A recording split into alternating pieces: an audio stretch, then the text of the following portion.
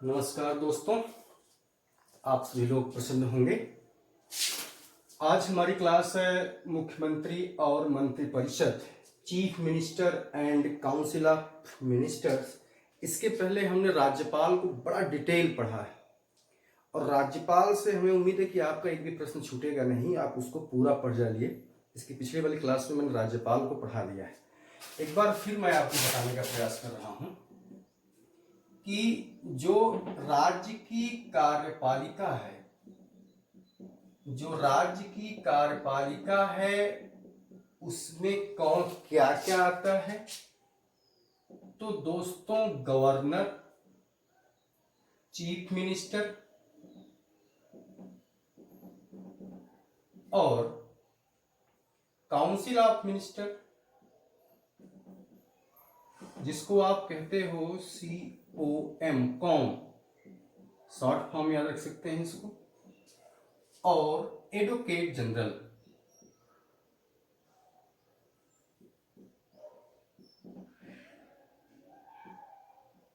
ये जो है चार अंग जो हैं, ये राज्य की कार्यपालिका में आते हैं। तो दोस्तों, अगर हम कार्यपालिका वही होती है जो विधायिका द्वारा बनाए गए नियमों को लागू कराती है। तो कार्यपालिका के प्रकार कई हैं। एक होती है एकल कार्यपालिका, दूसरी होती है द्विकार्यपालिका या दोहरी कार्यपालिका, और तीसरी होती है बहुल कार्यपालिका। एकल कार्यपालिका में जो कार्यपालिका का प्रधान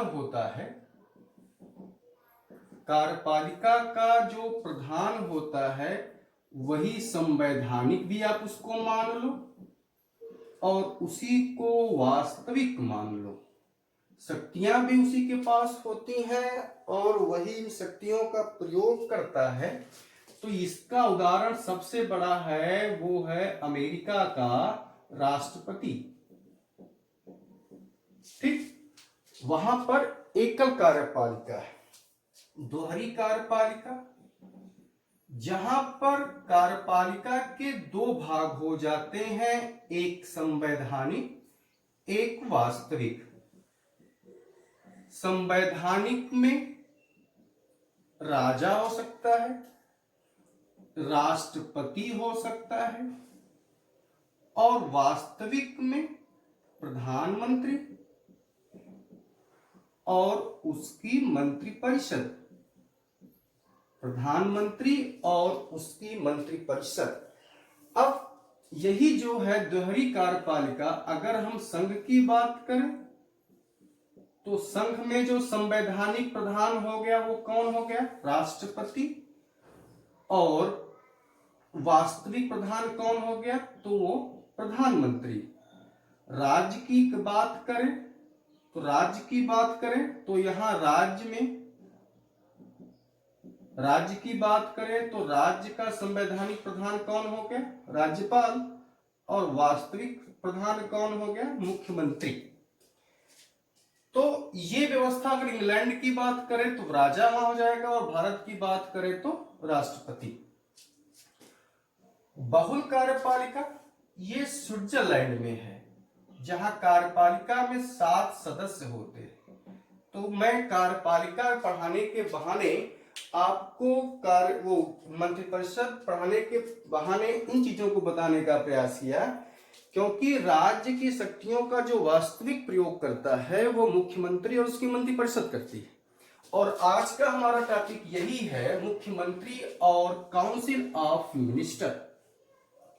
तो दोस्तों, इस टॉपिक को पढ़ने का सबसे आसान तरीका जो ये है कि इसको हम एक टाइमलाइन पर बैठा ले तो अपने आप क्लियर हो जाता है। मुख्यमंत्री और उसकी मंत्रिपरिषद, इसमें कुछ आर्टिकल जो हैं वो बड़े इंपॉर्टेंट हैं।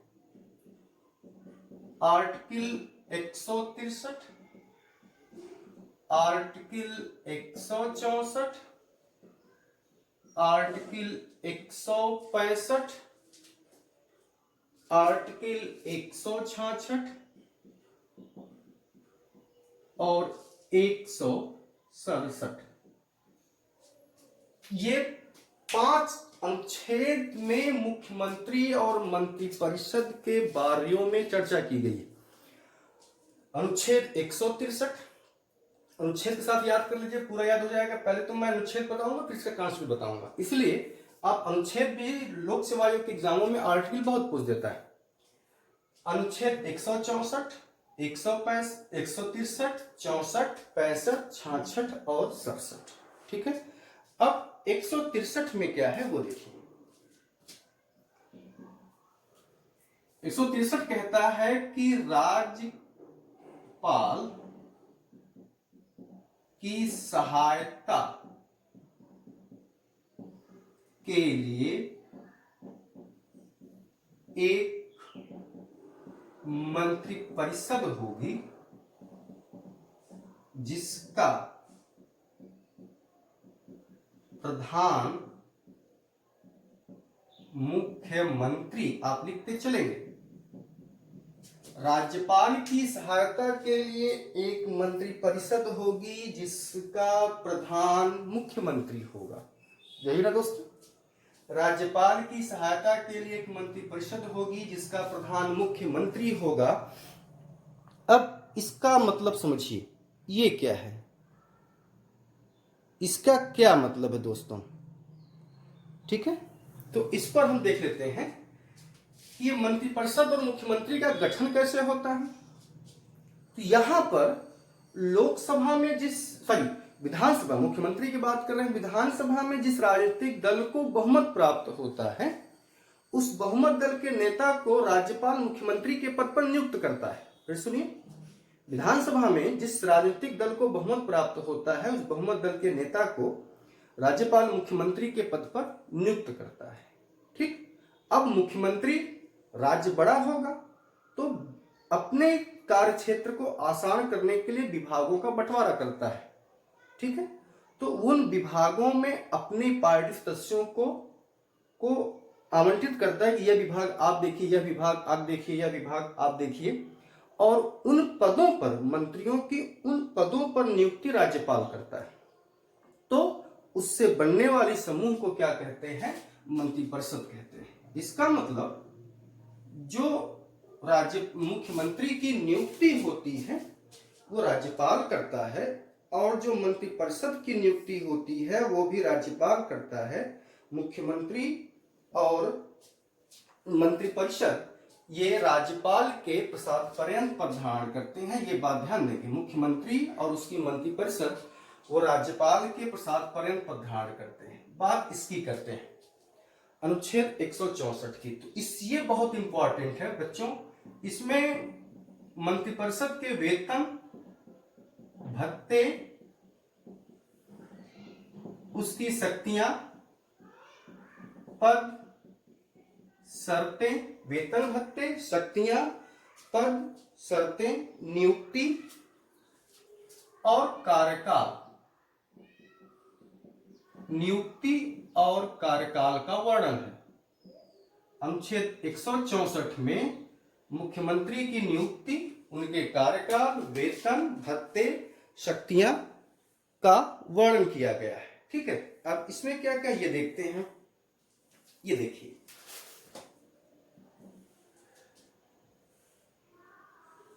मुख्यमंत्री की नियुक्ति राज्यपाल करता है। मैं केवल ऐसे बना देता हूं, मुख्यमंत्री की नियुक्ति राज्यपाल करता है और मंत्रिपरिषद की भी नियुक्ति राज्यपाल करता है, परंतु मुख्यमंत्री मंत्रिपरिषद मंत्रियों की नियुक्ति में राज्यपाल को परामर्श देता है। ये देखिए, ऐसे मैंने क्या कहा कि मंत्रियों की नियुक्ति में मुख्यमंत्री राज्यपाल को परामर्श देता है। अब यहां कंडीशन क्या है कि मुख्यमंत्री की नियुक्ति कैसे होती, तो मैंने कहा कि विधानसभा में जिस राजनीतिक दल को बहुमत प्राप्त हो जाता है उस बहुमत दल के नेता को राज्यपाल मुख्यमंत्री के पद पर नियुक्त करता है। अब प्रश्न ये उठता है कि अगर किसी पार्टी को बहुमत हासिल नहीं हुआ तो, अगर किसी पार्टी को बहुमत नहीं हासिल हुआ तो क्या होगा? तो यहां पर क्या होता है, कंडीशन देखिए, बहुमत प्राप्त न होने पर, बहुमत प्राप्त न होने पर राज्यपाल जो सबसे बड़ी पार्टी होती है उसके नेता को, जो बड़ी पार्टी है उसके नेता को मुख्यमंत्री के पद पर नियुक्त करता है, उसके नेता को मुख्यमंत्री के पद पर नियुक्त करता है और उसे विधानसभा में 1 माह का समय देता है कि आप आकर के अपना बहुमत सिद्ध कीजिए। बात क्लियर होनी चाहिए। अगर नॉर्मल कंडीशन है कि राज्यपाल जो है वो, राज्यपाल के सामने कोई उसमें दिमाग लगाने की आवश्यकता नहीं होगी। अगर किसी राजनीतिक पार्टी को जो बहुमत प्राप्त करना है वो बहुमत प्राप्त हो गया तो वहां तो वो मुख्यमंत्री बना देगा।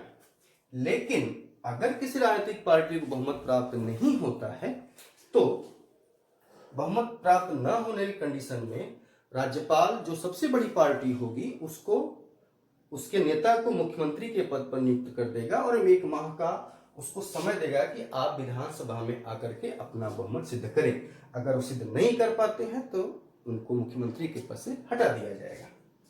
अब 165 में क्या है, आर्टिकल 165 में क्या है? तो 165 में दोस्तों महाधिवक्ता का वर्णन है। महाधिवक्ता, अनुच्छेद 165 में महाधिवक्ता का वर्णन है। इसमें इसकी शक्तियों का वर्णन है और इसके कार्यों का वर्णन है। ये मैं बाद में बताऊंगा, जब मैं मुख्यमंत्री मंत्रिपरिषद पढ़ाने के बाद क्लियर कर दूंगा, लेकिन यहां पर इस टाइम लाइन में ये भी आ रहा था तो मैंने इसको भी यहां पर जोड़ा। ठीक है। अनुच्छेद 166, यहां पर कार्यपालिक शक्तियों की विस्तार की बात है कि राज्यपाल की जहां तक कार्यपालिक शक्तियां हैं उन शक्तियों का प्रयोग कौन करेगा?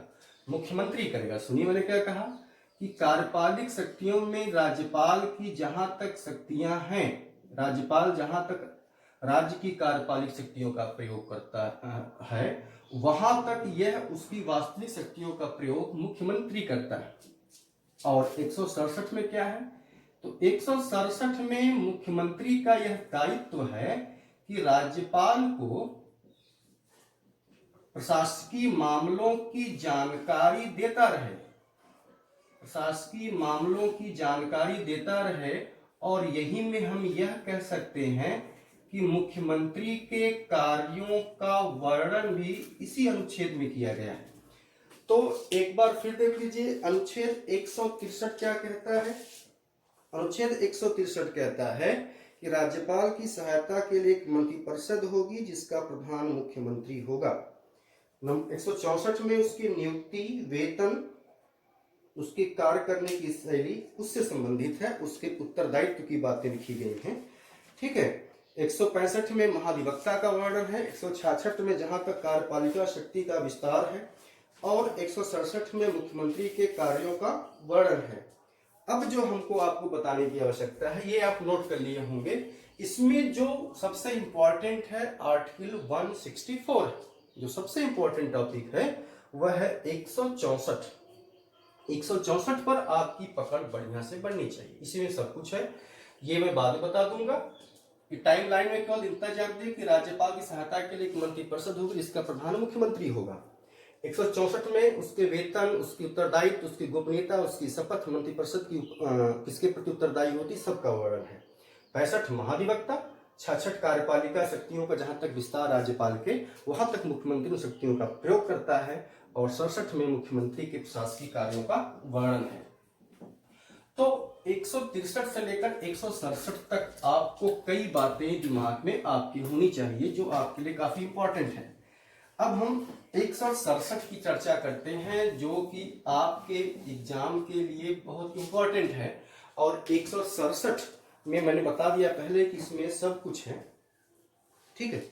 167 में क्रम से लिख लेंगे, मुख्यमंत्री आप लिखते चलेंगे, मुख्यमंत्री और मंत्रियों की नियुक्ति राज्यपाल दिलाता है, राज्यपाल करता है। ठीक, इसी में आप राज्यपाल मुख्यमंत्री प्लस काउंसिल ऑफ मिनिस्टर, बात क्लियर। राज्यपाल काउंसिल ऑफ मिनिस्टर और चीफ मिनिस्टर को शपथ दिलाता है। चीफ मिनिस्टर और मंत्रिपरिषद, चीफ मिनिस्टर और मंत्रिपरिषद या मंत्री व्यक्तिगत रूप से राज्यपाल के प्रति उत्तरदायी, राज्यपाल के प्रति, और सामूहिक रूप से विधानसभा के प्रति। बहुत इंपॉर्टेंट बात है, नियुक्ति कौन करता है? राज्यपाल। शपथ कौन दिलाता है? राज्यपाल। और व्यक्तिगत रूप से मंत्री और मुख्यमंत्री किसके प्रति उत्तरदायी होते हैं? तो राज्यपाल के प्रति। परंतु सामूहिक रूप से किसके प्रति उत्तरदायी होते हैं? तो वो विधानसभा के प्रति होते हैं। ठीक है, इसके अलावा इसके आगे नंबर 2 में हम आगे बात चलते हैं। नंबर 2 है कि मुख्यमंत्री परिषद की संख्या कितनी होनी चाहिए। नंबर दो ये मोस्ट इंपॉर्टेंट कर लेंगे। नंबर 2, 91वें संविधान संशोधन 2003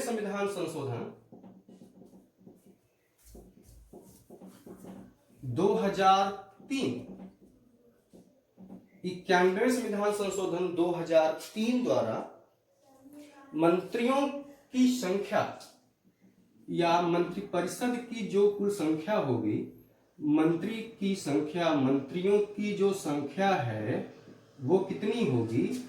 तो मुख्यमंत्री सहित विधानसभा के सदस्यों की संख्या के 15% से अधिक नहीं होगी। बहुत इंपॉर्टेंट है ये। इसमें कितनी परसेंट है और अमेंडमेंट क्या है कि 91वें संविधान संशोधन के द्वारा मंत्रियों की संख्या अधिकतम 15% से अधिक नहीं होगी और सामूहिक रूप से और न्यूनतम, ये अधिकतम की बात है, मंत्रियों मुख्यमंत्री न्यूनतम 12 से कम नहीं होगी। तो अधिकतम मंत्रियों की संख्या कितनी? 15% से अधिक नहीं होनी चाहिए और न्यूनतम जो है वो आपका 12 से कम नहीं होना चाहिए। नंबर 3, अगर किसी को दल बदल के आधार पर अयोग्य ठहरा दिया गया, अयोग्य हो गया, तो वह मंत्री नहीं रहेगा। अगर किसी व्यक्ति को दल बदल के आधार पर हटा दिया गया तो वह मंत्री नहीं रहेगा। नंबर 4,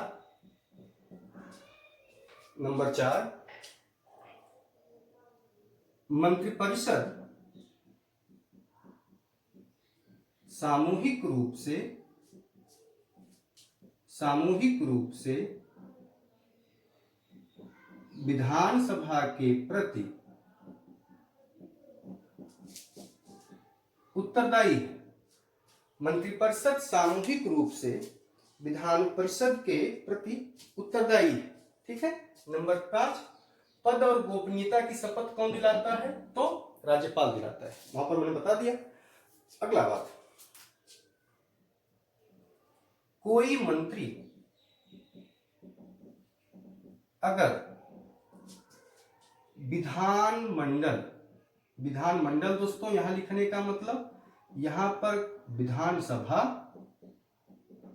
और विधान परिषद, इनमें से किसी का, विधानमंडल मतलब इसमें 2 आ जाएंगे, विधानसभा और विधान परिषद। अगर इनमें से कोई मंत्री है और वो इन विधानमंडल का सदस्य नहीं है तो वह अधिकतम अधिकतम 6 माह तक मंत्री रह सकता है। इन 6 माह के अंदर अंदर उसे उपचुनाव जीतकर किसी भी सदन की सदस्यता लेनी होगी। इन 6 माह के भीतर किसी भी सदन की सदस्यता लेनी होगी। अगर वह ऐसा नहीं करता है तो वह मंत्री नहीं रहेगा, क्योंकि वह विधानसभा विधान परिषद का सदस्य नहीं है। तो इसमें मैंने आपको बता दिया मुख्यमंत्री और मंत्रिपरिषद की संरचना। तो मुख्यमंत्री और मंत्रिपरिषद की संरचना कैसे होती है वो देख लीजिए, एक बार रिकॉल कर लीजिए कि राज्य में अनुच्छेद 163 कहता है कि राज्य की कार्यपालिक शक्तियां राज्यपाल में निहित होंगी, जिनका प्रयोग जो अपने अधीनस्थों माने मंत्रिपरिषद के माध्यम से करेगा। तो ये मंत्रिपरिषद और मुख्यमंत्री का गठन कैसे होता है 164 बताता है। 164 कहता है कि विधानसभा में जिस राजनीतिक दल को बहुमत प्राप्त हुआ, उस बहुमत दल के नेता को राज्यपाल मुख्यमंत्री के पद पर नियुक्त करता है और विभिन्न विभागों का बंटवारा मुख्यमंत्री जो है मंत्रियों को राज्यपाल के द्वारा नियुक्त कराता है। मतलब जिन मंत्रियों की नियुक्ति किसी पद पर होती है उसमें मुख्यमंत्री परामर्श देता है और राज्यपाल नियुक्ति करता है। It is clear? ठीक। अब यहाँ पर तो उसकी एक मंत्रिपरिषद की संरचना हो गई। ठीक है। अब मंत्रिपरिषद हो गया 164 में 65 महाधिवक्ता है, 66 राज्य की कार्यपालिक शक्तियों का जहां तक विस्तार है वहां तक मुख्यमंत्री उस कार्यों को देखता है, और 167 में मुख्यमंत्री के कार्य हैं। तो आपको 167 तक आपको याद होना चाहिए। ये मैंने उसकी संरचना में कुछ बातों को बता दिया कि मुख्यमंत्री की नियुक्ति राज्यपाल करता है, ये उनके पद ग्रहण करता है। ये मंत्री और मुख्यमंत्री राज्यपाल के प्रति व्यक्तिगत रूप से उत्तरदायी होते हैं और सामूहिक रूप से विधानसभा के प्रति उत्तरदायी होते हैं। अगर ये बात स्पष्ट नहीं हो रही हो तो मैं यहाँ पर उत्तरदायी लिख देता हूँ और यहाँ पर उत्तरदायी लिख लेता हूँ। ठीक है। अगला 91, ये एग्जाम में बहुत पूछा गया दोस्तों, मोस्ट इंपॉर्टेंट है। ये यहाँ पर बहुत पूछा गया है कि मंत्रिपरिषद के सदस्य संख्या कितनी हो सकती है। तो अधिकतम की बात करें तो 15% से अधिक नहीं होगी मुख्यमंत्री को लेकर के, ये पूछा गया प्रश्न है।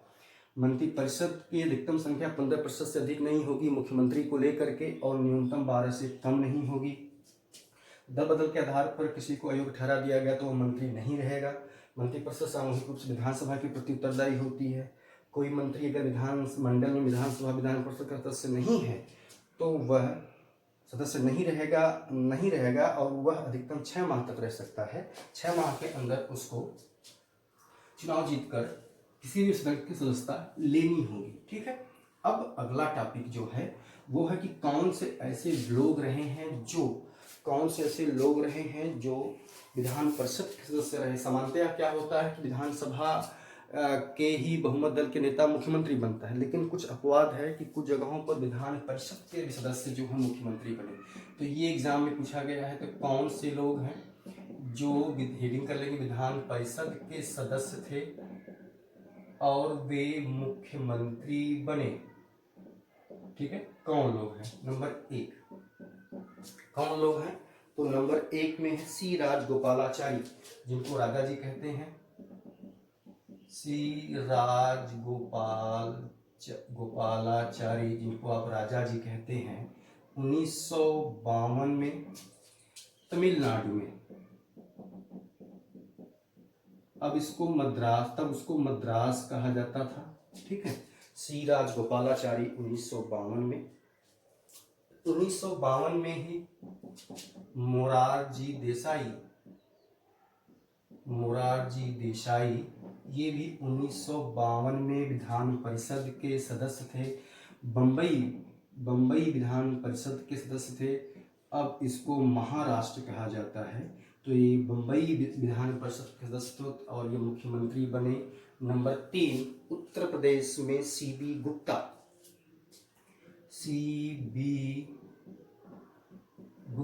1960 में ये उत्तर प्रदेश के मुख्यमंत्री बने और विधान परिषद के सदस्य थे।